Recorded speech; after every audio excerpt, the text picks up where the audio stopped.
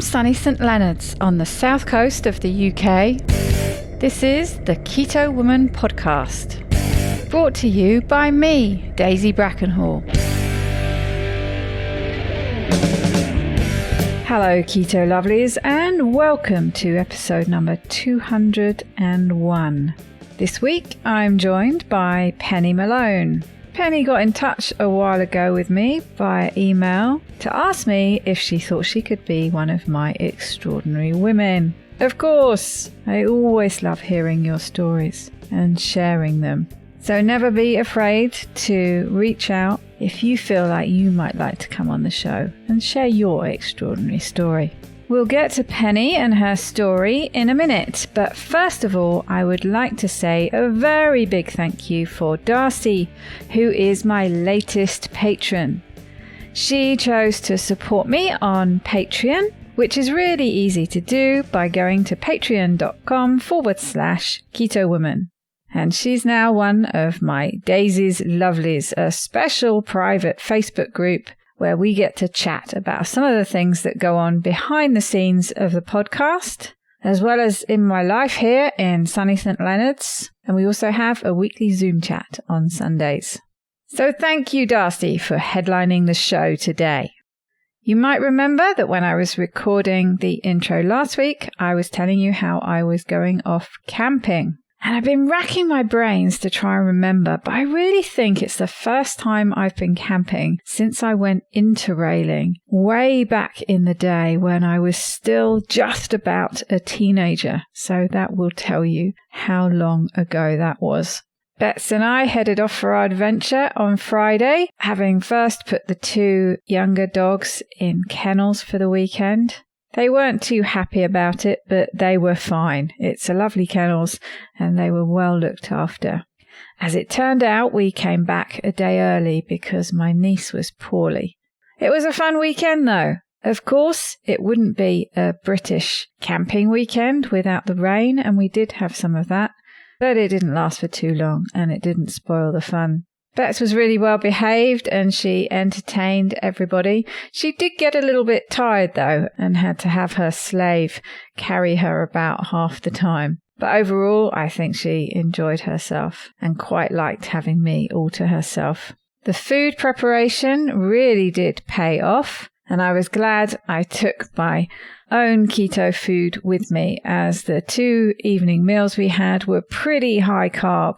So it was really easy for me to just turn to my leftover wings and coleslaw. I didn't end up needing most of the breakfast foods I took. I cooked up a load of extra bacon and sausages because I was convinced my nephews would spy them and want to pinch them, but that wasn't the case. So I ended up bringing most of them home again. But that's okay. I had ready-made breakfasts for half the week. I was really glad to have taken some of Dan's deliciously guilt-free cakes because the family had the obligatory s'mores around the campfire, and they did look particularly delicious.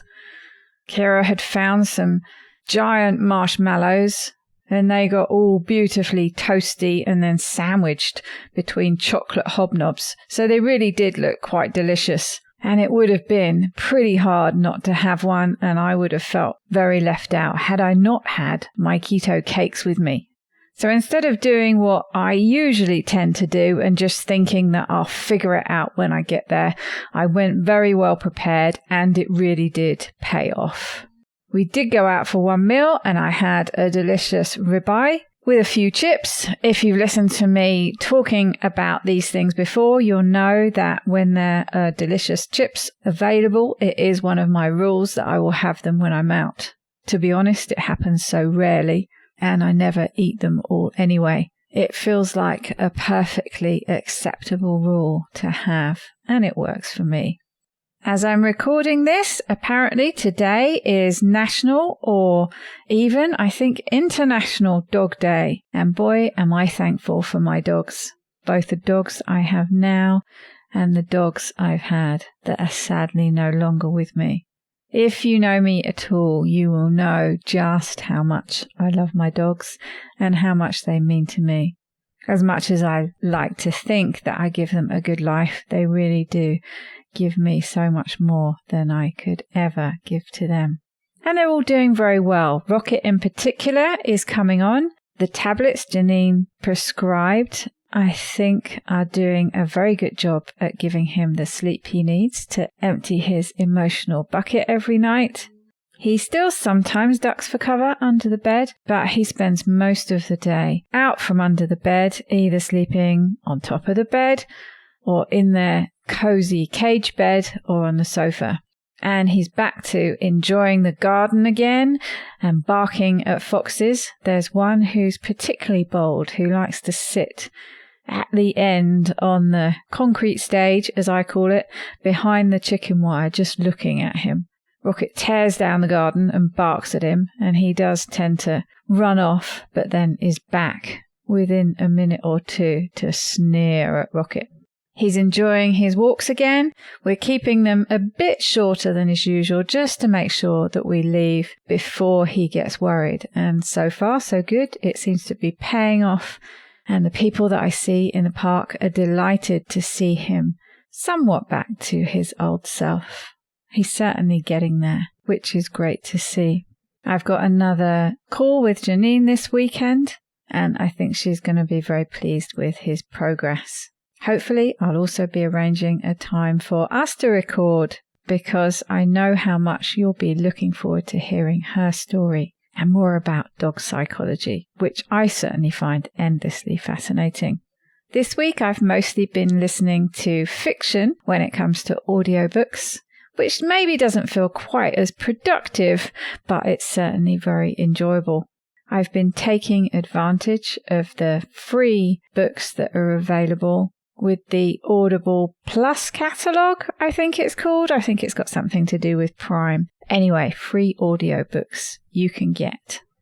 I decided to be a bit of a cheapskate and change my HRT medication to patches, partly because they're easier, but mostly because you only pay for one prescription rather than two, so it's half the cost, which is not insignificant. However, my mood absolutely tanked.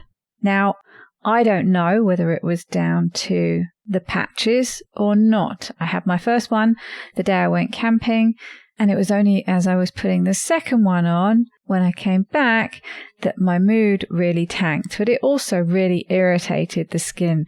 So I decided anyway that it wasn't for me, and I was going to go back to the original prescription, which is a combination of estrogen gel and progesterone tablets. And I'm hoping that my mood picks up again.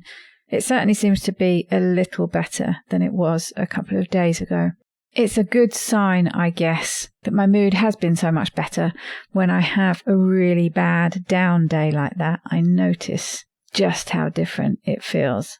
It always feels a little bit scary, because in the past that mood has potentially lasted for weeks, if not many, many months, and that's not a great thought. So if it just hangs around for days, that's something I can deal with. What else has been happening? No news on the builder front. Unfortunately, I really am at a loss about what to do next, because he is just ignoring all forms of communication. I did manage to get a cancellation from the shed people, and they came and put the base in today, which means that there won't be a hold up for when the shed itself arrives in a few weeks' time. And at that point, I might get my stuff back from storage, even though I'm not entirely sure where I'm going to put it. But I can't just keep paying for storage month after month. I'm not quite sure what I'm going to do. I think I might have to resort to doing the floors downstairs myself. It's not like I can't do it. I've laid wooden floors before, but I was a good deal younger. And my back wasn't quite as sensitive to such things. But maybe it's a case of needs must, and that's what I'll have to do. Maybe I'll reach out in some local Facebook groups and see if there's somebody who might be available to help. It's a big old nuisance anyway. I've been here over 6 months now and was really hoping to have all this work finished. The shed date seems so far off at the time I booked it, and that really felt like the end date. And once that was in, I could get my stuff delivered so that everything that's going to live in the shed could go straight out there. But as it turns out, hardly anything has been done. But I'm not the only one. There seems to be a problem everywhere with builders. I think basically they're just way, way too busy, and there's also a problem getting hold of materials. Anyway, I am sure I will be complaining about it for many more weeks to come. I don't know if you can hear my snoring little camping buddy, but she insists on sitting right next to me here at a table I've got set up in the living room / bedroom / everything room. There's a spot on the sofa, which is right next to me, on the dog pillow, and she loves it. But as you know, she snores pretty loudly, and I can't always get rid of it when it comes to editing. So that's about it from me and my news. I have been able to get some swimming in, and the weather's been a bit nicer. It was lovely down there this evening. It was overcast and threatening rain, but there was hardly any wind and the sea was really calm. It was lovely. I had a nice chat with a woman who was just going in as I was coming out. In general, it seems that sea swimmers are very friendly types, and I often have nice conversations with them. We are promised with a bit more sunshine and maybe even an Indian summer. Who knows?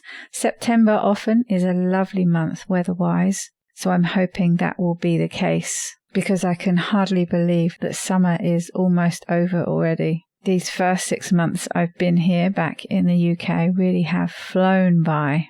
So as we're heading into the weekend, I hope wherever you are, you have lovely weather, the sun is shining, and you've got a fabulous weekend planned.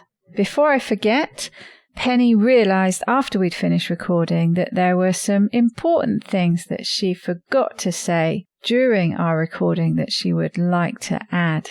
So I got her to send them to me as a separate recording, and you will find them as an addendum right at the end of the podcast, just after the interview's finished and before the end quote. But for now, let's join Pennie and find out about her extraordinary story.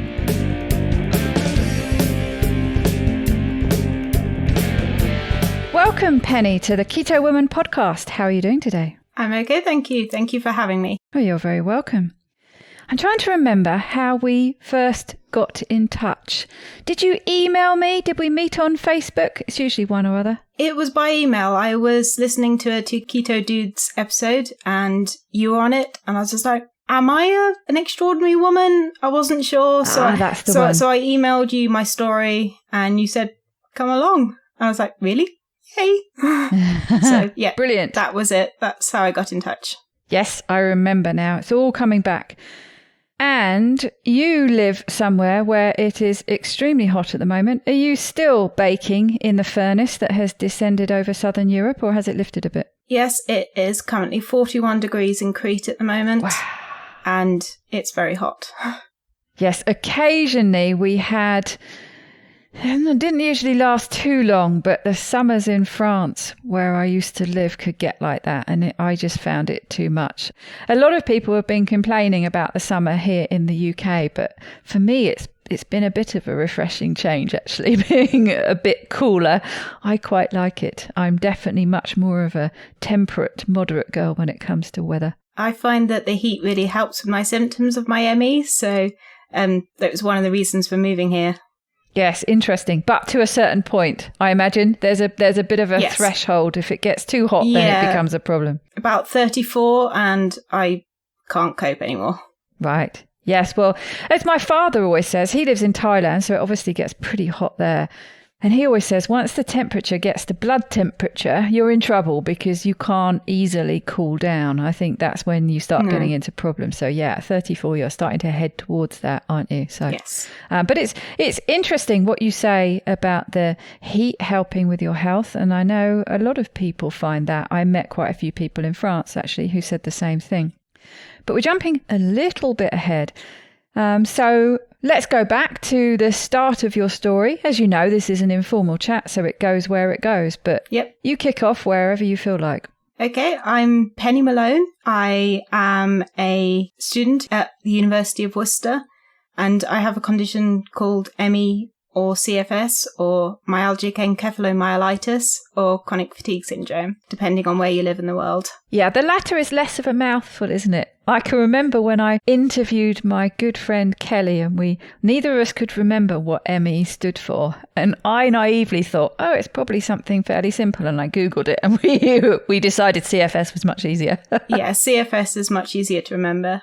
In America, they usually use CFS, and in the UK, the patients tend to prefer ME because there's less stigma attached to it. Oh, interesting. But doctors still use CFS as their main diagnosis. Right. I just call it ME-CFS to include both. Mm-hmm. So I'm 32 and I've been ill since I was 18. I had a urinary tract infection after years of kind of not looking after my body too well. And then I had this one really bad infection, which hospitalized me, and I needed 3 back-to-back operations under general anesthetic. Wow. To kind of investigate and then check why I was still having issues. And I was very ill and I never really recovered. And because I didn't know what was wrong with me, I kind of did what I thought was right and just pushed through it. It all felt like maybe it's just me going off to university and the fatigue of starting my adult life, being on my own and trying to study hard, because I went to the Royal Veterinary College in London to study vet med. High pressure. So I wanted to be a surgeon in the army. So I was really pushing myself hard and it didn't go well. And after a couple of years, everything just kind of crumbled underneath me with my health. And I realized something was really wrong. And what I was doing was not helping me. And I was desperate to try and find a diagnosis. None of the doctors knew what was wrong with me. I was constantly going in saying, well, this is happening. And they said, well, your blood tests are normal. I was like, okay, push through it. And then something else would happen, or I'd push through it and I still wasn't feeling right. And I'd go back to the doctors again and they would say it'd be the same again, blood tests. No, these are normal. There's nothing wrong. And I moved around a lot because I was trying to find what I could do. If I wasn't going to be a surgeon, what did I want to do? What could I do? Because occupational health has said, well, you can't be a surgeon. It's too much for you. And I agreed. And I'd realised that I'd fallen in love with the science and the research. So maybe surgery wasn't actually my calling anyway. So I changed from the Royal Veterinary College to Nottingham University, and I started doing animal science there. And that's where I had an okay-ish doctor who was just like, well, here's some painkillers to manage the symptoms. Here's some sleeping tablets to help you sleep so you feel a bit more refreshed. Here's something to help with your digestive issues. Here's something to help with your immune issues. Maybe you should try losing a bit of weight, because weight had started creeping on. So the usual, maybe you should lose some weight and you'll feel better. But I tried to say, well, even when I was thinner, when I first started having these problems, the weight wasn't an issue, but that's what they prescribe, lose weight, do a bit more exercise. And now I know a lot more that that's actually probably the worst thing we can do is exercise. So I still pushed through, and my attendance at university was becoming maybe once a fortnight. I was struggling to do everything. I was doing a full-time course on my own at home, not really going to see the lecturers or doing any of the work in university. So I realised that maybe I should swap to the Open University, which is a great way of learning and a great way of completing a degree if you can't leave the house, and you can do it in your own time. So I started doing a biology course with them, and life kind of got in the way with them. My pet died, and she was my absolute best friend. And it was the first really close death I'd ever experienced. And my mental health completely crumbled, and I kind of fell into food as my comfort blanket. And when that happened, my weight just piled on. I went from, I think I was about 9-10 stone at that time to, I wrote it down, I got to 295 pounds or 133 kilograms in 7 months, from 140 pounds, which I haven't written down in kilos. Actually, I happen to know that.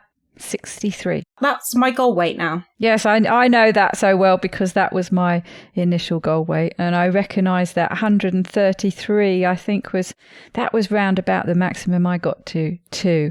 Isn't it incredible how extremely quickly, if it was an Olympic sport, gaining weight, I think I could probably enter. It's amazing how quickly you can gain weight at those kind of times, isn't it?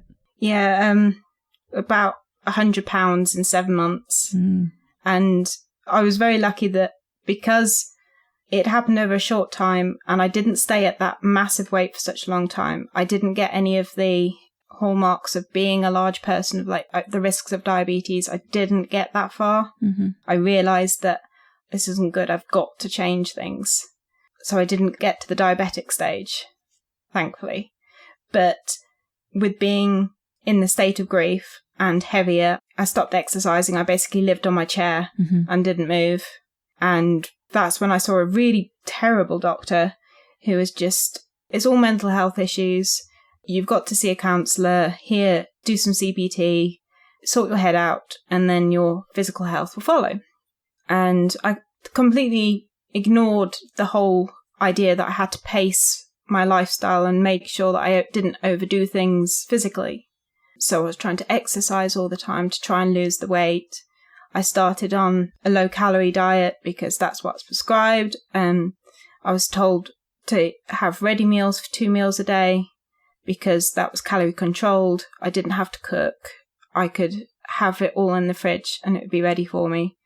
And I was miserable. I was going to say, isn't it funny how on the one hand they're saying you really should be focusing on your mental health, which, fair enough, actually not bad advice for, a lot of conditions, actually. It's not necessarily at the expense of everything else, but focusing on one's mental health and getting that as good as it can possibly be is good advice. But to have that advice on one hand, and then on the other hand, let's go low calorie and low fat and and really screw with your mood at the same time. Yes. They don't really go together, do they? No, they don't. So I was on 1,100 calories a day. I was trying to push myself to exercise every day. And over the 2.5 years I was doing that, I lost a whopping 0.5 pound. Wow. And my energy got so bad that before I could leave the house 4 or 5 times a week to go for a moderate swim or exercise. And that pushed me down to being 95% housebound and about 30% bedbound. Wow. And I was unable to care for myself. My best friend Ben, who's been living with me the whole time that I've been ill, he had to be my full-time carer. He couldn't work because he had to look after me. And I was just in a really bad state with my ME. It was later that I realised that I needed to change my environment where I was living. So I'd managed to find a way to save up to live on a boat, which was a fantastic move. It did my mental health the world of good, and the pace of life was so much slower. Moving onto the boat meant I moved areas again, and I went to a new GP surgery. And this GP knew about chronic fatigue syndrome. And he said, this is what you have. This is what you've had for all this time, but there's no cure.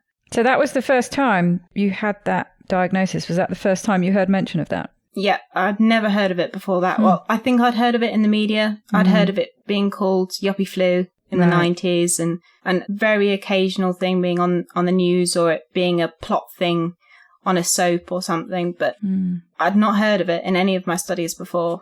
It was completely new. I didn't even think about it for myself. I'd tried to avoid doing Dr. Google and putting in my symptoms. It's the first thing I always do. Let's ask Dr. Google. I do that now because I've taken away my reliance from mainstream medicine to trying to self-diagnose more.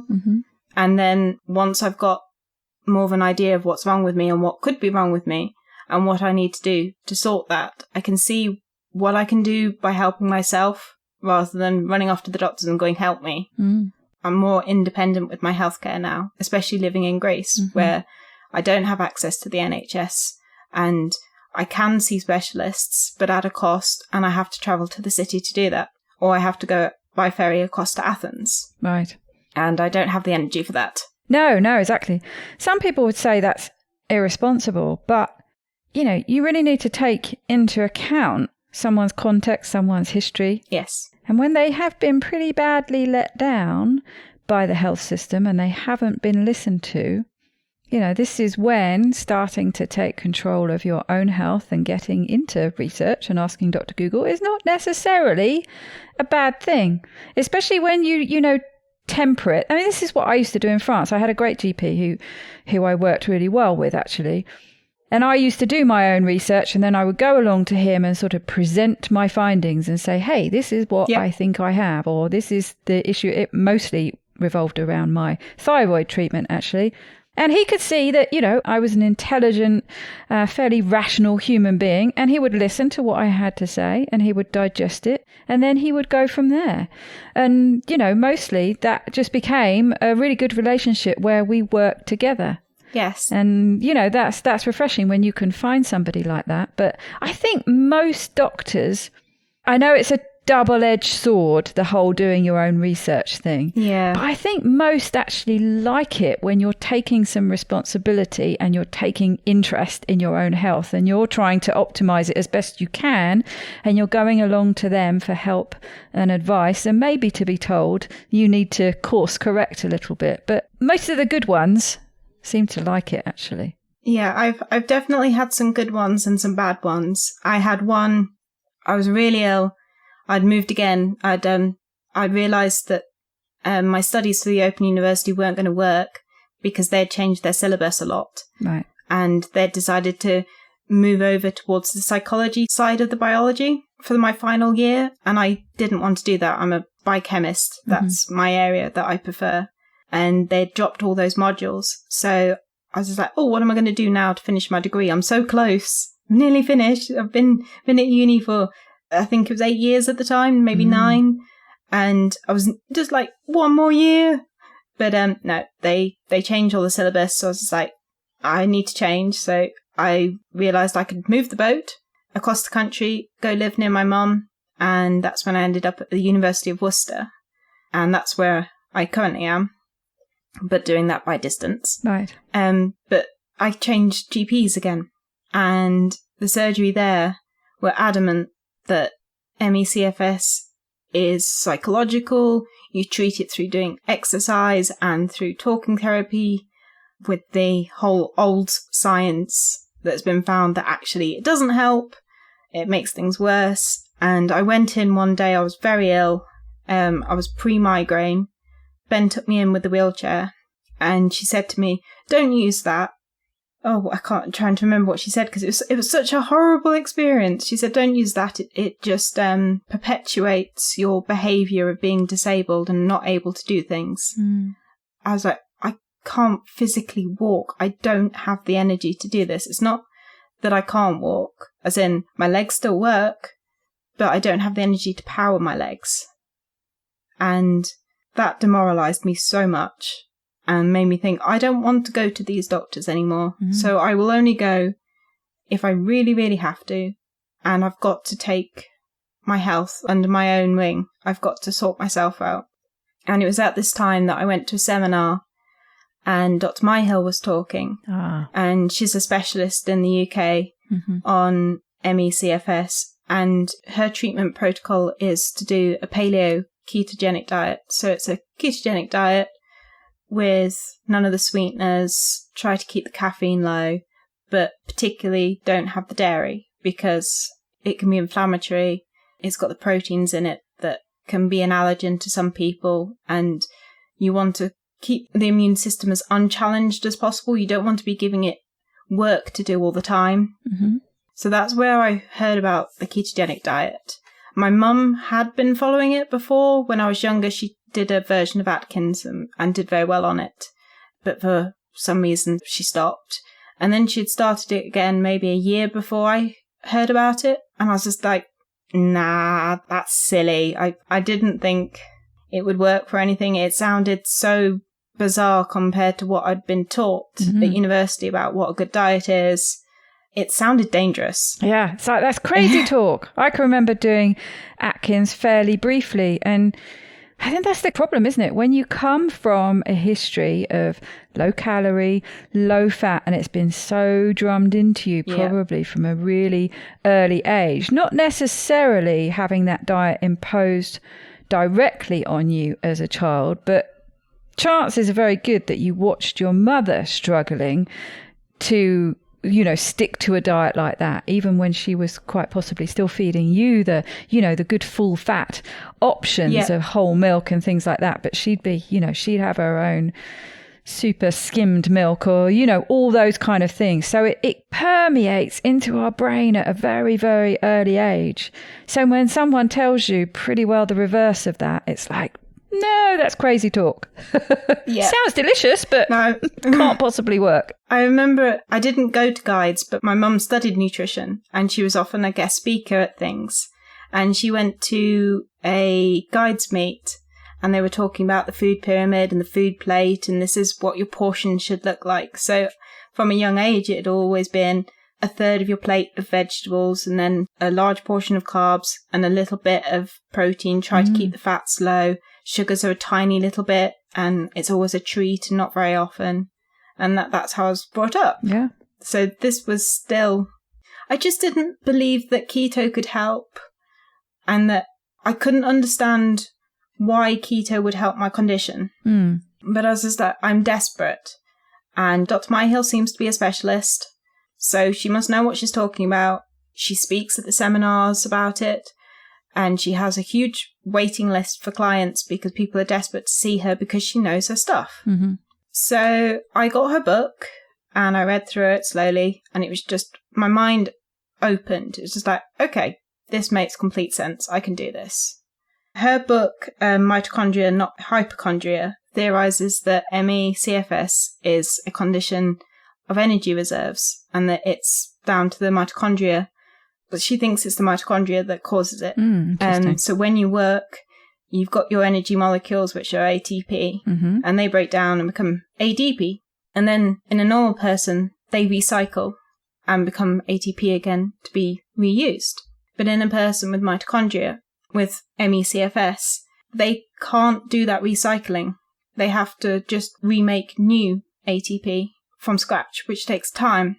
Ah, right. So you're always losing more than the average person. Yeah. Her and her colleagues, Myhill, Booth and McLaren Howard, she worked with them to develop a mitochondrial test. So you have some bloods taken and they analyse the blood to see how well the mitochondria function.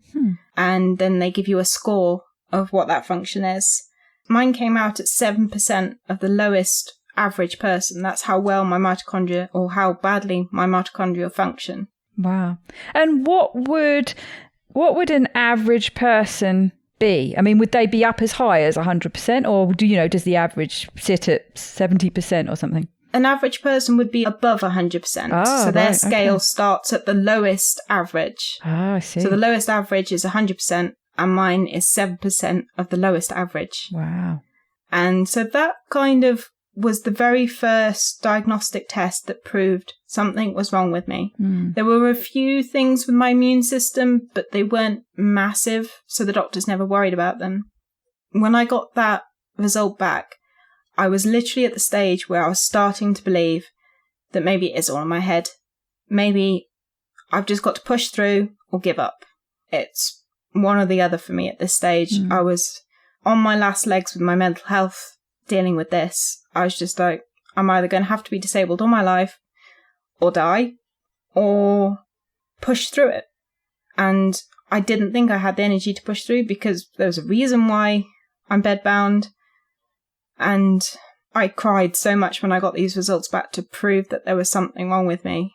And I'm so glad I did it because it's given me that proof. And I now know that I need to do something to sort my mitochondria out, which is do the paleo-keto diet and take certain supplements that help improve my mitochondrial function. Yes, interesting. It's very validating, isn't it, to have something, some kind of test in black and white that you can wave around to say, look, I wasn't making it up. Yeah. Yeah. I definitely needed it. So she has a combined protocol then, by the sounds of it. She has Yes, a whole food, paleo, keto approach. very much. And then supplements as well. Yes. Are there other elements to it, or is that the sort of the nitty gritty of it? Her other thing is to just make sure that you pace, so you don't overdo things. Right. You rest when you need to. Mm-hmm. When you're having a good day, don't overdo things. You can have a heart rate monitor. So I have a Fitbit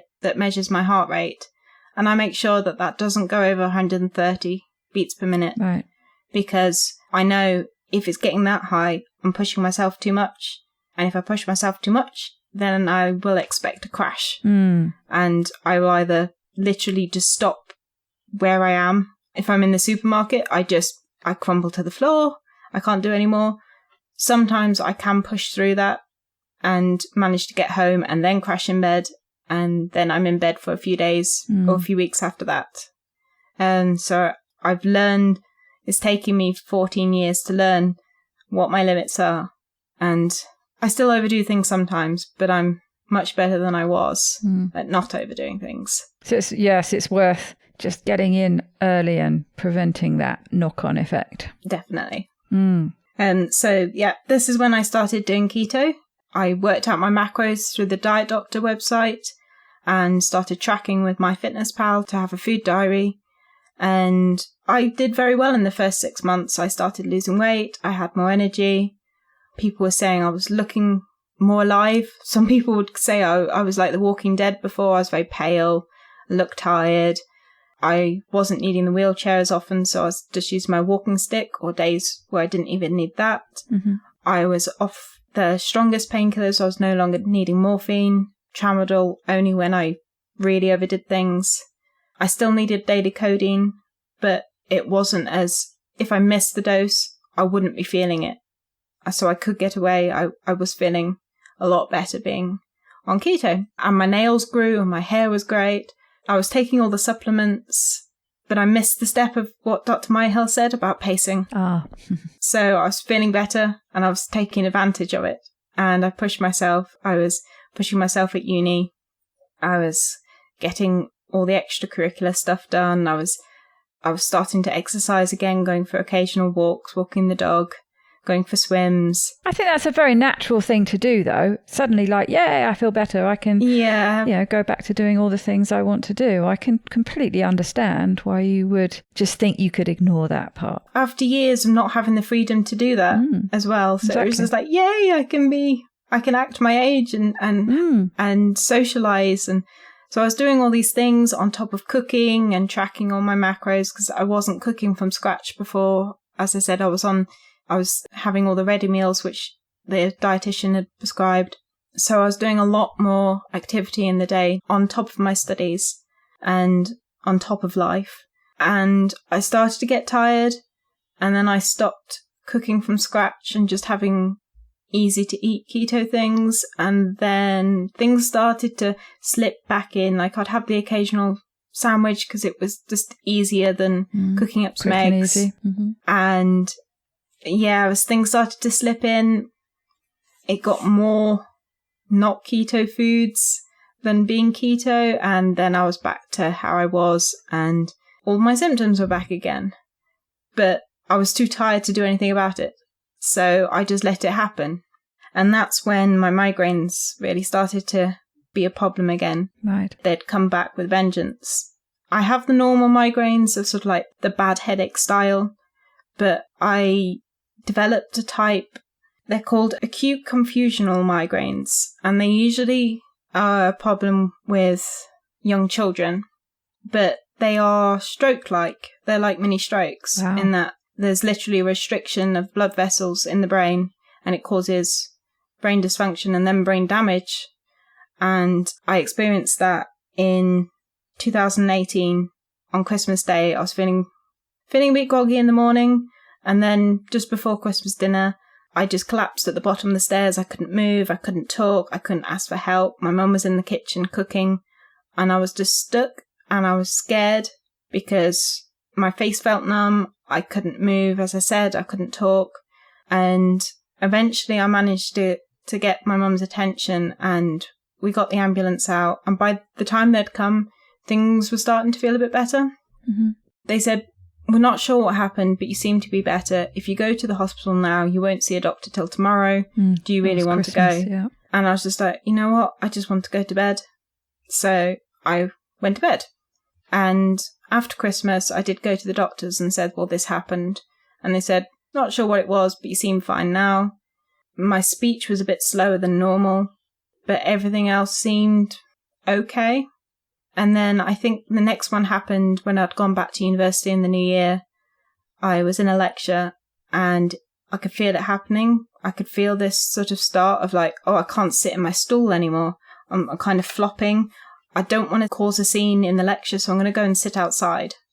I just remember being outside the laboratory and I just collapsed to the floor again. It was a neurobiology lecture. So the lecturer comes out and he says, what's wrong? I sort of point and sort of try to gesture that I'm not in a good state. And because he was a doctor himself, he's a neurophysiologist, he was just like, stroke, call an ambulance now. So I ended up in hospital whilst it was happening, and they did a CT scan and saw that there was restricted blood flow. They didn't think it was a stroke. I was now able to sort of very slowly talk and say, well, I've had a history of migraines. This has happened before. I think it was a couple of days after I saw the consultant, and he said, I think it's this type of migraine. It's not usually seen in people your age. It's usually seen in children. We can give you some medication to treat it, but you may be left with some residual issues. It may have caused some brain damage whilst you had that restricted blood flow, which it had. I'd been left with even slower speech. My internal dictionary had been thrown out the window. My ability to find words had just gone. I can remember a friend nearly walking into a pole, and I wanted to say watch out or stop, and I just went there was no words, and they walked into the pole, and I felt bad because I tried to stop them, but my brain wouldn't function enough to stop them. But the medication they gave me was beta blockers to lower blood pressure, but I already had very low blood pressure. So they didn't work. Problem. And it was just, what am I going to do now? And I'd heard again that for migraines, a ketogenic diet can help. I was like, okay, I'm going to have to go back to this, aren't I? So I tried starting keto the second time. And this was sometime in 2019, I try again. And that's when things go to pot with my income. My disability benefits get stopped, and I'm left with next to nothing to work with. And so I think I managed a couple of weeks, and then the stress of that, I couldn't choose my food anymore because I had to be going to a food bank, and it's just, you eat what you're given. Yeah. So it's just like, I can't do keto right now. And then the end of 2019, I have another migraine, and this one affects my eyes. And I've been left, I don't have good peripheral vision anymore. It's like I'm wearing blinkers. And my low light vision had reduced. So at night, I can't see very well at all. And living on a boat, that was no longer safe. So that's where I move in with my mum. And it was now the next Christmas. And it's around then that a friend of a friend suggests, why don't you move to Greece? And that's how I ended up in Greece. I mean, that seems like a crazy thing to do. When you're not feeling great and you're struggling to be independent. Yeah. It's such a big, and, anyone who's moved house, let alone moved countries, knows how stressful that can be. So why did that seem like such a good idea? Well, I was struggling to find somewhere to live in the UK that I could afford. After living on the boat, life had been very cheap, and I hadn't realised how expensive rents had got. Right. So when I was on Rightmove or Zoopla, I was just like trying to find somewhere to rent. How expensive? I can't afford that. My mum's friend said, well, it's quite cheap to live out here. I was like, okay. You can swim all the time in the sea. Lovely. Okay. It's warm and good food.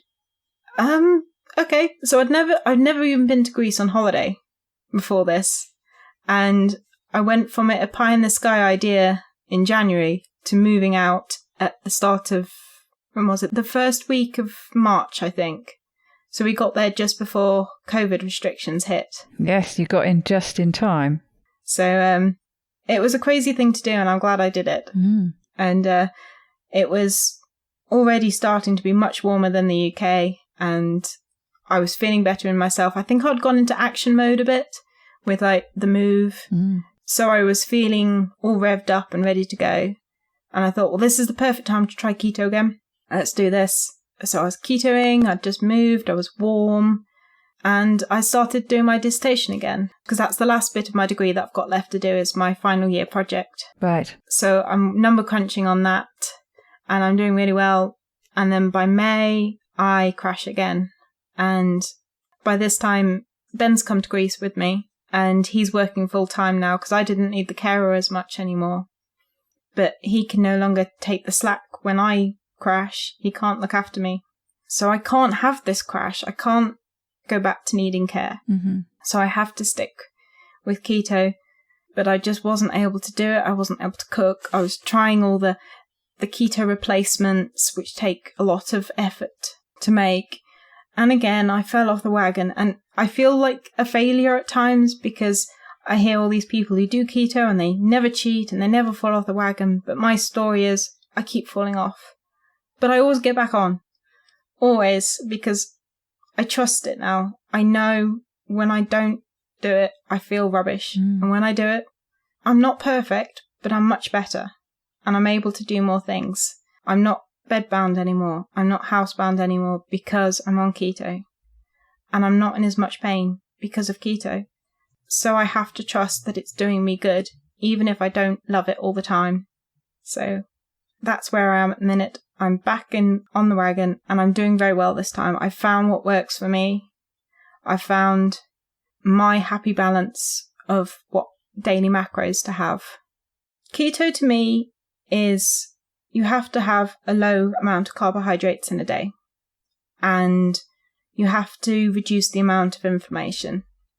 You have to have low inflammatory foods for any reason why you're doing keto, whether it's to lose weight, for epilepsy, for migraines, for ME, for diabetes. Low carbohydrates and low inflammatory foods are the two key things. Then you can add in other things like grass-fed beef, or be organic, or be dairy-free, or have bulletproof coffee. You can add all these different things in to make keto more complicated. But to me, it's just that you got to be in ketosis, which for most people is about 20 grams of carbs a day. Some people can have more. Some people can't even do 20. So my happy medium is 30 grams. And I've tried having more calories, having more fats. That didn't seem to work for me. I found that I was having to force myself to eat. I still seem to need a calorie deficit to be able to lose weight. I can't just eat what I want. I have to have a small deficit, because I don't exercise much and I don't get out much most of the time unless I'm having good days. My calories out is quite low. So my calories in is about 1,500 calories a day and no more than 30 grams of carbs. That works. And the other thing which I found really works for me from Dr. Fung was not to eat after the sun goes down. Right. So I try intermittent fasting during daylight hours. I don't tend to have breakfast because I have to have a run up for the day with energy. I can get up in the morning, but I can't do anything for a few hours. I can slowly drink a coffee. I can slowly scroll through Facebook or play a mobile game or listen to a few podcasts, but that's about all I can do. I can't bring myself to eat yet. So my eating hours usually from about 11 until when sunset is, and at the minute that's about 7 o'clock at night. But in the winter it's shorter, which is fine. But I think those things have been what has helped me lose weight. Because when I was following some Facebook groups, they're saying don't eat a deficit. You've got to eat your minimum amount of calories a day because your body's got to heal. And that made sense. Of course, you need to have energy in for your body to be able to heal. But I don't need as much, me personally. And I think that's the important thing with keto, is that there are all these rules, but they don't always apply exactly to everybody. We're all individuals, and you've got to find what works for you. I don't think they ever do, to be honest. No. I think there are some sort of general blanket ones that apply to most people, but when it comes down to the specifics, it's so individual. It really is. And even when it's individual to you at one point in your life, it's probably going to change at another point. So it's always worth checking in, reassessing, see what's working, what maybe isn't, keep adjusting until, you find what works for you. So I did very well with the diet doctor's keto calculator when I first did keto, but those same macros didn't work for me a couple of years later. I'm now using Maria Emmerich's calculator, which is a lot less fat and more protein per day. And that seems to have done something to my metabolism to make it start working again, as in I'm losing weight very slowly because I don't want to lose weight quickly because I don't want to be left with saggy skin. That would be my worst nightmare. So slowly does it. Siga, siga in Greek is a very common saying. That's what they say here. And that seems to be working very well for me. No, interesting. And I don't know if you've listened to my episode with Kim Howerton recently, or some episodes that she's done talking about these sort of different cycles that you go through. And the trap a lot of people fall into is just wanting to stay in that weight loss part of the cycle all the time. Yeah. But it's very important to cycle in periods of maintenance and periods of sort of refeeding as well, when you give your body a bit of a chance to rest. So I think as long as you're doing that, and I think that is something actually that probably does apply to most people. The length of that cycle might change and the thresholds might change, but I think getting stuck in one sort of frame of mind, especially when it comes to weight loss, is quite a dangerous thing to do. Well, weight loss is a nice sort of side effect of keto, because for me it was definitely, I didn't want the symptoms of ME anymore. I didn't want the cognitive dysfunction. I didn't want the pain.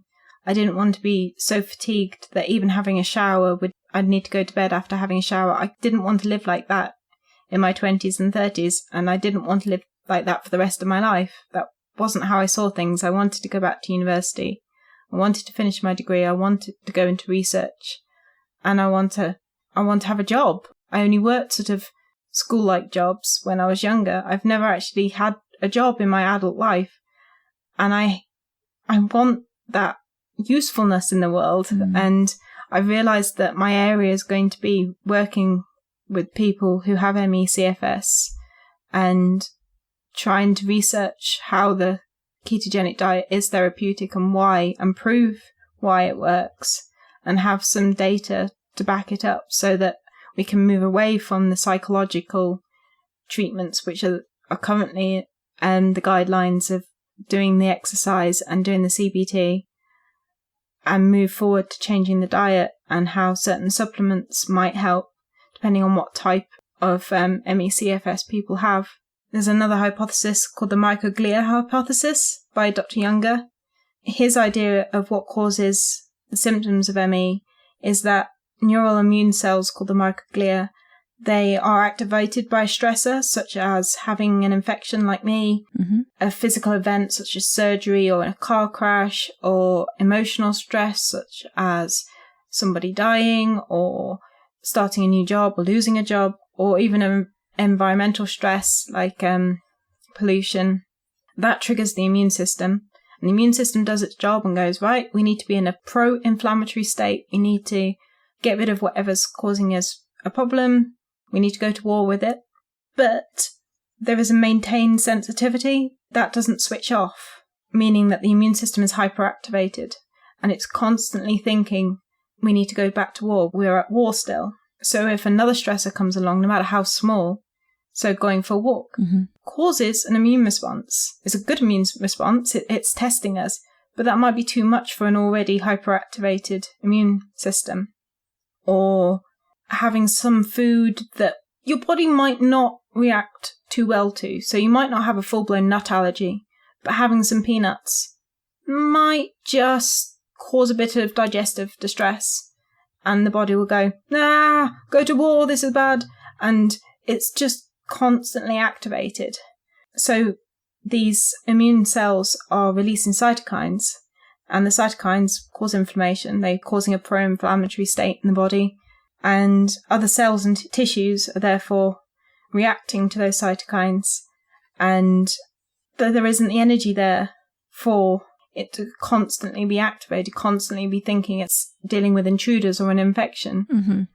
And that's why you've got the chronic exhaustion, because all the cells in all the body and all the tissues, they just are always responding to this these signals to say, we need to get rid of the infection, or we need to deal with the stress. And they're like, we don't have the reserves.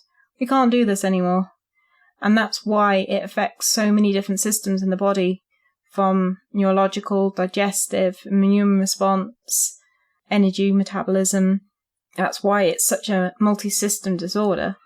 Interesting. So that's the Microglia Hypothesis, which I've used as one of the causes or proposed causes, because we don't know what causes it. These are just hypotheses, along with the mitochondrial dysfunction that Dr. Myhill has. Mm-hmm. One day we hopefully will know what causes it exactly, but we don't at this stage. And that's why there's so little treatment available, and why there's so much stigma around the condition, because we can't prove that it exists. We feel all these things, and the patients say that they have them, and there are many medics that develop it because they're around infections. They get an infection and never recover, or they're in an environment of chronic stress, and then they develop it from that. But their colleagues at this stage don't always believe them, or they don't believe it themselves because they've never heard of it. Mm-hmm. They might have had maybe a couple of hours, there's this condition called CFS, it does this, this and this.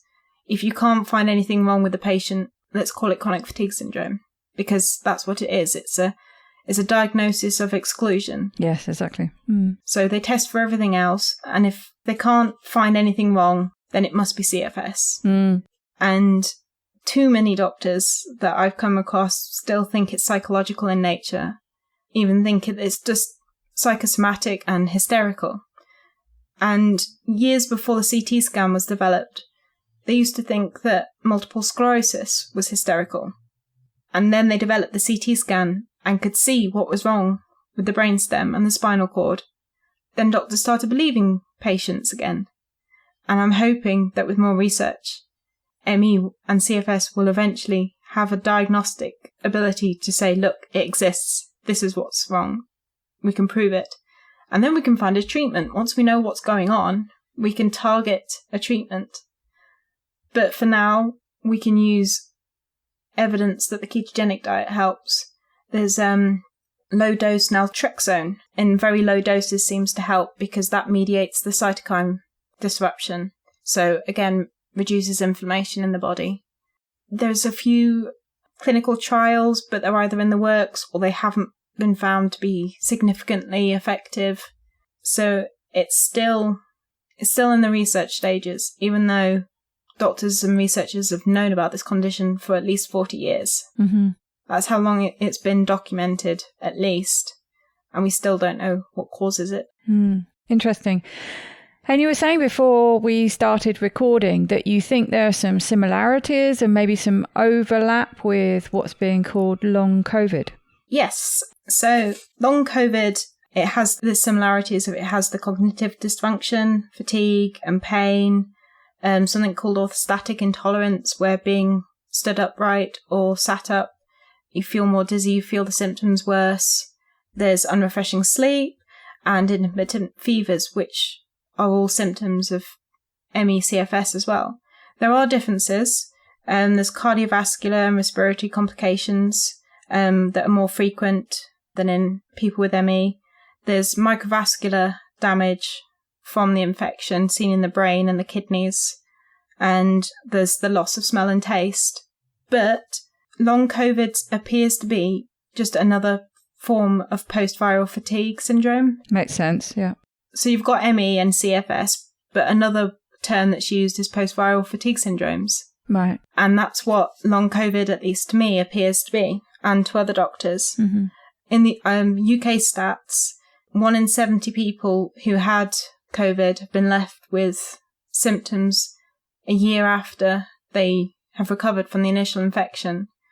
And that's 70,000 people, I think, that works out to be, of 70,000 people now living with long COVID, which using diagnostic markers could also be called ME now. And 20% of those cases, they're now unable to work, they're left housebound and bedbound, and they've got all the hallmarks of what I have, ME, CFS. So it could be hypothesized that resting and pacing, but also using a ketogenic diet, could help with their symptoms and help manage things so that they can find some recovery from their symptoms. Very interesting. Well, and maybe it might also throw more of a spotlight and, inject some enthusiasm into research. So, it might actually benefit. That's going to be the silver lining, because unfortunately there is a lack of interest and a lack of understanding on ME/CFS. It's chronically underfunded across the world. There is getting more interest in it, with certain MPs getting involved to put pressure on Parliament to get more funding put into it and to get the NHS to no longer use the harmful treatments such as CBT and graded exercise therapy. But that was all happening and was all sounding like it was going to be good, and then we had COVID. But I think with COVID, it will be the silver lining to say, well, we've got all these thousands of people now suffering with symptoms that look and sound like ME/CFS. And many people who work in health and social care have come down with it, much more than the average person who got the original infection of COVID. So they have their colleagues who are seeing it firsthand, that people who were absolutely fine, then they got COVID, then they recovered from COVID, but they didn't recover, and they haven't come back to work, or they've come back to work, but they're not able to perform as they did. So they have to take note. So that's my small hope, that there will be more interest in looking at post-viral conditions, because of how many people around the world have had COVID and recovered, but not recovered. Yes, and I guess even if they're looking specifically through that COVID lens, because of the similarities and the overlap there is, the findings that they have and any treatment protocols that they find that are effective could then probably be applied. Even if they're not directly putting the funding where you want it, you might be able to apply the work they're doing. Yes. So yes, that's very interesting. And yes, I imagine we've had this conversation about the kind of diet you're almost forced to have in Greece if you want to eat ketogenically. And it's quite a good one, really. I think, I know it's very tempting, and I get tempted by all the products, and I've been buying a load because I've wanted to do some product review videos, or at least that's my excuse. But I like to try all the things, but I know in my heart of hearts that actually generally they don't make me feel too good, things like that. And I always feel my absolute best when I'm doing keto in its most sort of basic and simple form. Yeah, simple is best. And of course best. You have abundance of the things available to you in that basic and simple form in Greece. They do those kind of things really well, don't they? Yep. So it's good in some ways that you're kind of forced into that restriction. So I have a lot of eggs. I have eggs usually once a day in some form or another. And then for a second meal, I will have usually a salad with meat, or meat and a side of veg. And then I will have, if I need to top up my calories for the day, or if I feel hungry, I will have nuts or seeds and some super dark chocolate for a snack if needed. If I'm really not in the mood to eat or cook, I've got some well-honed smoothie recipes, which are almond milk, avocado, coconut oil, and I will flavour it with some sort of nut butter and cocoa and sometimes coffee. And that's a really good hit of calories in one go, and that will keep me going if I don't want to eat for the rest of the day. My problem with keto is that I'm a fussy eater. I actually have an eating disorder called avoidant restrictive food intake disorder, which is basically the posh term for being a fussy eater. And I don't like certain foods, and I won't eat certain foods, and I will get very upset if I'm forced to eat them, or they come as a surprise to me if I'm not expecting it, and I will get very anxious around food.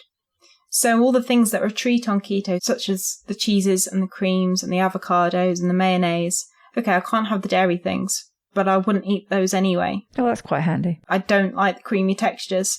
So I found it quite difficult following other people's guides for keto because they always say, oh, have this with lots of mayo, some slices of avocado. And I'm like, no, so I'm not eating that bit or that bit or that bit. Okay, this whole meal that looked like it was 800 calories and loads of fat, and that was great, is now just a piece of chicken because I'm excluding all those ingredients. And when I'm baking something, I will avoid all the dairy things because I'm trying to do this dairy-free version. So I try and supplement it with something else. And it just gets so complicated. And I realized that was the thing that was making me fall off the keto wagon each time. I was getting exhausted trying to formulate meal plans that suited me with my picky eating and that I could have that were dairy-free, and substituting and changing recipes about. And it's just like, I'm not doing that. And I'm not doing that this time. And I think it's what's helping me stay on it much longer than I have done in the past, because I've made it simple. I'm not tracking anymore either. I've got used to how many calories and how much fat and how much protein and how many carbs are in the things I usually eat. I don't have to weigh them. I don't have to put them in my food diary because I know that looks right. And again, that has meant that I'm not putting as much effort into being keto and using what little energy I have. And it's making me want to stick with it because it's not as much work. Well, that's the beauty of, playing around with it for a number of years and trying different formats and, figuring out what works, what doesn't work, what makes it easy, what makes it difficult. And I always think it's always going to be best to tailor it to yourself. Definitely. And what's going to work for you. Yes. Because there's no point trying to force yourself into somebody else's box, because sooner or later you're just going to want to break out of it. But if you create your own that's perfectly constructed to fit you, you're going to be quite happy staying in the safety of that box. Thank you very much. Yes, I think I'm very happy where I am at the minute.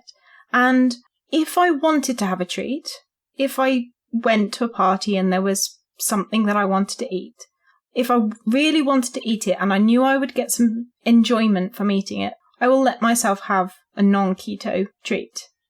And I will enjoy it and I won't feel guilty, but I won't do that very often. It's very rare that I do that. And I think having the knowledge, because if I was told today you can never have a slice of cake or ice cream ever again, I probably wouldn't start keto. I would be like, but I want to have a cake, but not very often.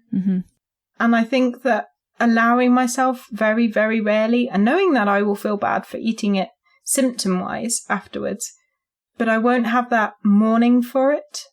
And I think that's the only thing that I don't do keto perfectly, in that I do occasionally have, maybe once a month, if I go shopping and there's a particularly nice thing on offer, just like, let myself have it. And it works for me. I don't have the carb addiction anymore, so I can have it once and then it'll be like, okay, that was it. That's fine. Back to keto. Next meal. Not even, oh, well, I had something today. Let's continue eating naughty things for the rest of the day and start again tomorrow. No. Start again next meal. Next thing I eat has to be keto. And I think I have the flexibility with my metabolism to do that. I can have some glucose and my body will go, oh, glucose. Okay, we're using this now. Oh, there's no glucose. Okay, we're going to use ketones now. And I think that I'm lucky that I can do that. I don't think that would work for everybody, but it does. It does for me. So that's my only keto sin. Is occasionally having a naughty. Well, I think, as you know, as I've said already, I'm a very firm believer in finding what works for you and what makes you happy. So, if you tell me something works for you and it makes you happy, then it's absolutely fine by me. Well, it's been very interesting talking to you today. Thank you. I've really enjoyed it. I'm sure you know, we wrap up the show with a top tip. So what have you got for us? Oh, heck. Do keto for you. Start with the basics. Maybe use a keto calculator to work out some macros. See how you go for a couple of months. If that doesn't work for you, maybe adjust them slightly. I really should have written this bit out. I knew it was coming and I completely forgot. It's all right. We like the off-the-cuff ones. You've got to do what works for you. You've got to find the happy medium of how much fat, how much protein works for you, how many carbs per day work for you. Because as I said, for me, I can go up to 30 grams per day and feel that works. I get enough fibre for happy gut, and I'm still in ketosis when I eat that much. There are some lucky people, I've seen people who can have 50 to 100 grams of carbs a day and still be in ketosis. And then there are some people that 5 or even 10 grams is just too much for them. Mm-hmm. Very variable. So you've just got to find what works for you. And I think through experimentation, knowing what all the possible rules could be and trying them out and see if that changes things for the better or for the worse. Find all the blogs which say, do this, you have to do this for keto. And go, I don't have to do this. I could do this. No, it doesn't work for me. Or, yes, this does work, so I'm going to continue with this. Exactly. That's what I particularly like about the bulk, anyway, of the keto community. I'm very much into self-experimentation, trying this, trying that, see what works, and go from there. Make your own plan. I love keto. That's what I like about it, actually. I think it can be very empowering, especially for people who've had a long history of problems that possibly, like you, have not been validated by medical professionals. To have something that starts to make you feel self-empowered and confident, it's a good thing. Can only be a good thing. It's self-treatment, which is good. And I like that there is such a huge community that we can bounce ideas off each other. We can find things out from each other. We can ask for help. We can share our stories and find out what works for different people. That's right. We can find people who have similar conditions to us and go, oh, wow, that's me. I can do that. No, absolutely. Well, I hope things cool off a little for you there. I certainly don't envy you the heat you're experiencing at the moment. I'll stick with my cool old blighty. Thank you very much. It says 39 degrees now. Wow, yes, too hot. The heat wave is expected till the weekend, at least. Well, I hope maybe you'll get some of our cooler air heading down your way. We can do a little bit of a swap, but not a complete swap. Thank you very Swaps. No, happy medium. Yes. Well, Pennie, as I said, it's been a very great pleasure. Thank you very much for spending some of your time with me. Thank you for having me. It's been a pleasure. Very welcome.